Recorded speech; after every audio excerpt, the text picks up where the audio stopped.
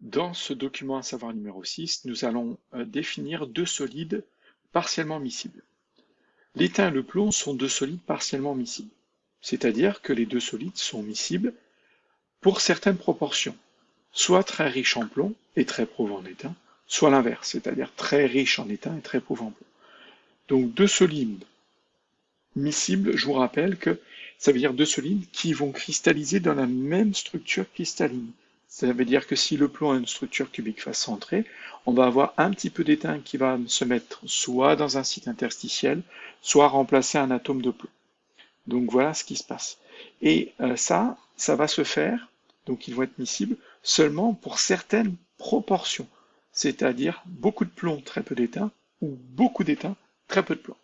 C'est-à-dire quand j'aurai 50% de plomb, 50% d'étain, les solides, l'étain et le plomb ne seront plus miscibles. Ça veut dire qu'ils vont cristalliser dans deux phases séparées, dans deux structures cristallines différentes. Le premier mélange riche en plomb et pauvre en étain sera appelé solide alpha. Et le solide très riche en étain et très pauvre en plomb sera appelé bêta.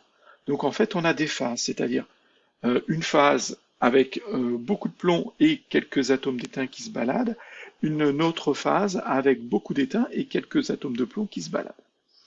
Dans ces deux cas, ils partagent la même structure cristalline, comme je vous le disais. Pour les autres proportions, ce qui représente la grande majorité des mélanges, c'est-à-dire avec 20% de plomb, 30% de plomb, 40% de plomb, 50% de plomb, 60% de plomb, 70% de plomb, 80% de plomb. Par exemple, les solides ne sont plus miscibles à l'état solide. Les deux phases solides seront présentes et on aura donc le solide alpha, qui est très riche en plomb, à côté du solide bêta, qui est très riche en étain. Ça veut dire que je n'aurai pas de l'étain pur, je n'aurai pas du plomb pur, j'aurai des cristaux de solide alpha, c'est-à-dire le solide très riche en plomb avec un tout petit peu d'étain dans une structure cristalline, et ça va faire un grain, et à côté, j'aurai un autre grain de solide bêta, c'est-à-dire contenant essentiellement de l'étain, avec quelques atomes de plomb qui se baladent. Dans ce cas, des cristaux de solide alpha se retrouvent à côté de cristaux de solide bêta.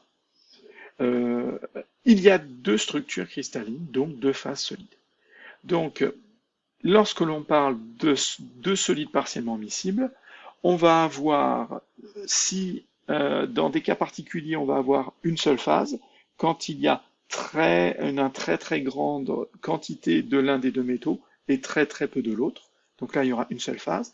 Et quand il y aura des proportions à peu près équivalentes, ou la plupart du temps, on aura donc deux phases différentes.